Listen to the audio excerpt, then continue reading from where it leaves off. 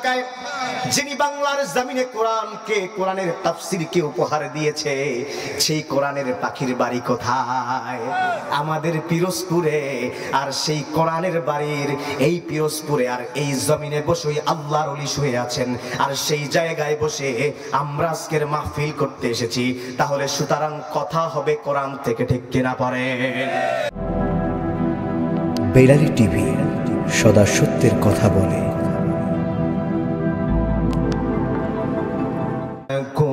ولئن كفرتم إن عذابي لشديد। الله أكبر। রব্বুল আলামিন জানিয়ে দেয় বান্দারে, দুনিয়ার জমিনে তুমি যদি যত নিয়ামত ভক্ষণ করলা, আর এই নিয়ামতের হিসাব কিয়ামতের দিন দিতে হবে। কিন্তু বান্দা, তুমি যদি এই নিয়ামত উপভোগ করে তুমি আমি আল্লাহর দরবারে শুকরিয়া আদায় করো, আমি আল্লাহ তাআলা তোমার নিয়ামতের হিসাব নিব না। সুবহানাল্লাহ। সকাল থেকে সন্ধ্যা পর্যন্ত, ওটা বাদ দিলাম, আজকের মাগরিব থেকে ঈশা পর্যন্ত যত নিয়ামত আপনি ভক্ষণ করেছেন এর হিসাব দেওয়ার মতো ক্ষমতা আমাদের আছে? আরো জোরে পড়েন, আছে? এজন্য আমরা সর্বাবস্থায় সব সময় কার শুকরিয়া আদায় করব? যদি আপনি শুকরিয়া আদায় করেন, আল্লাহ পাক কোরআনের মধ্যে বলে দিয়েছেন, লা ইন শাকারতুম লাযিদান্নাকুম ওয়া লা ইন কাফারতুম। ও ভাইরা আমার, আল্লাহ পাক কোরআনে কারীমের মধ্যে জানিয়ে দেয়, যদি তুমি নিয়ামত ভক্ষণ করলা আর এই নিয়ামতের শুকরিয়া যদি আদায় করো, আমি আল্লাহ তাআলা তোমার নিয়ামতকে আমি বাড়ায় দেই। সুবহানাল্লাহ। আবার আল্লাহ পাক এই নিয়ামতের শুকরিয়া যদি আদায় করবে না, আল্লাহ তাআলা এদের জন্য বলেছে, ইন্না আযাবি লাশাদীদ। তাদের জন্য ভয়ঙ্কর আযাবের ব্যবস্থা রেখেছেন তিনি কে? মুসলমান ইমানদারের আজকের সব জায়গায় ভেজাল রয়েছে। আজকের আমরা ভেজালের মধ্যে ঢুকে গিয়েছি। দুনিয়ার জমিনের আমাদের সব জায়গার উন্নতি হয়, পদ্মা ব্রিজ হয়েছে, এক্সপ্রেসওয়ে হয়েছে, ঢাকার বুকে কত জায়গায় কতই না কত উন্নত হয়েছে। আমাদের আজকের আনাজ কানাচের মধ্যে রাস্তা হয়ে গিয়েছে। গতকালকে এমন এক জায়গায় মাহফিল করেছি, কল্পনাও করা যায় না, 2-4-5 কিলোমিটারের মধ্যে কোনো বসতি নাই, কিন্তু ভিতরে ভিতরে পিচ রাস্তার ব্যবস্থা করেছেন। কিন্তু মুসলমান, আজকের সব জায়গার উন্নত হয়েছে, কিন্তু মানুষের কি কোনো পরিবর্তন হয়েছে? কোন পরিবর্তন হয়েছে? এজন্য পরিবর্তন করতে হলে আমরা কিসের কাছে আসতে হবে? কোরআনের কাছে। কিসের কাছে? প্রিয় ভাইরা আমার, আজকের যে আমাদের এই দুর্দশা, কেন জানেন নাকি? তোমাদের আমাদের এই দুর্দশা দেখে আল্লামা ইকবাল রাহিমাহুল্লাহ, যারা মাদ্রাসায় পড়েছেন, এবং আমাদের নাজিরপুর পিরোজপুরের মানুষের মাদ্রাসায় পড়া লাগে না, এক একজন সাধারণ মানুষও অন্য অন্য এলাকার মাওলানার ভূমিকা পালন করে, ঠিক কিনা? মুসলমান ইমানদারেরা, এই বরিশাল থেকে গোটা বাংলাকে কন্ট্রোল করে, ঠিক কিনা পড়েন? চরমনাইয়ের জমিনটা কি বরিশালে না ঢাকায়? সারসি নাকি বরিশালে না ঢাকায়? যিনি বাংলার জমিনে কোরআনকে, কোরআনের তাফসীরকে উপহার দিয়েছে, সেই কোরআনের পাখির বাড়ি কোথায়? আমাদের পিরোজপুরে। আর সেই কোরআনের বাড়ির এই পিরোজপুরে আর এই জমিনে বসেই আল্লাহর ওলি শুয়ে আছেন, আর সেই জায়গায় বসে আমরা আজকের মাহফিল করতে এসেছি। তাহলে সুতরাং কথা হবে কোরআন থেকে, ঠিক কিনা পড়েন? আল্লাহ পাক রব্বুল আলামিন কোরআনে কারীমের মধ্যে জানায়া দিয়েছেন, হে নবী, আপনি যখন মানুষের সামনে কথা বলবেন, আপনি যখন আপনার উম্মতদের সামনে কথা বলবেন, আমি আল্লাহর আযাবকে যারা ভয় করে এদের সামনে কথা বলবেন। আল্লাহ পাক রব্বুল আলামিন কোরআনে কারীমের মধ্যে জানিয়ে দেয়, ও মুসলমান ইমানদারেরা, ফাযাক্কির বিল কুরআনি মাইয়া খাফু ওয়াঈদ। আল্লাহু আকবার। আস্তে পড়েন, আল্লাহু আকবার।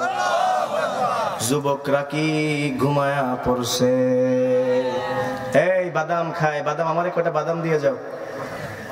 তাহলে বাদাম না কি চাবাচ্ছ ওখানে? বাদাম খাবো না? একবার জোরে আল্লাহু আকবার চাই। যুবকরা বলেন আল্লাহু আকবার। এই জমিনে হুকুমত চলবে কার?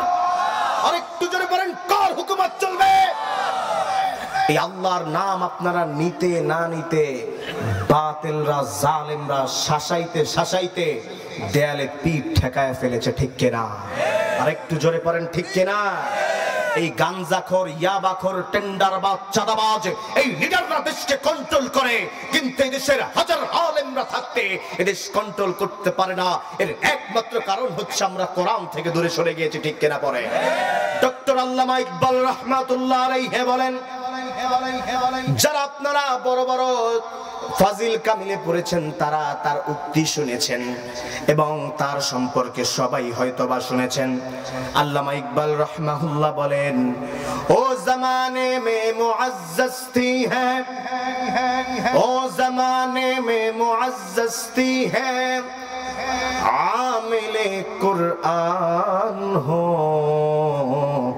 कर हर तुम जलीलो खबर हुए तारके कुरान हो कर। अल्लाहु अकबर।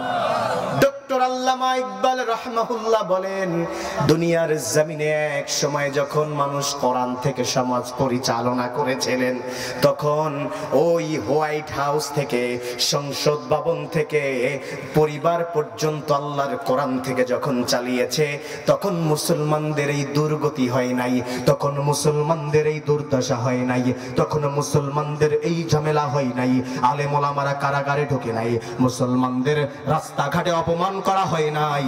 তখন কোরআন থেকে যখন পৃথিবীটা পরিচালনা করেছেন, তখন মুসলমান বীরের বেশে সমাজ পরিচালনা করেছেন, ঠিক কিনা? এ মুসলমান ইমানদার, এই কোরআন কার কিতাব? আল্লাহর নাম নিতে এই মাত্র কয়েকজন আল্লাহকে ভালোবাসেন? আপনারা মনে হয় ভালোবাসেন না। দুই এক জোরে বলেন, এই কোরআন কার কিতাব? চলুন না আমরা এই কোরআন থেকে জবাব নিয়ে আসি যে কোরআন তুমি কোত্থেকে এসেছো, তোমাকে কে পাঠিয়েছে? কোরআন তখন সূরাতুল তাহার মধ্যে 4 নম্বর আয়াতের মধ্যে জানায় দেয়, তানজিলাম মিম্মান খালাকাল আরদা ওয়াস সামাওয়াতিল উলা। কোরআন জানিয়ে দেয় এই আসমান যে নাজিল করেছে আর এই জমিন যে নাজিল করেছে, ওই রব, আমি কোরআনকেও ওই রব নাজিল করেছে। আল্লাহু আকবার। এই কোরআন কি জীবিত না মৃত? ঠিক কিনা পড়েন, জীবিত না মৃত? কেন?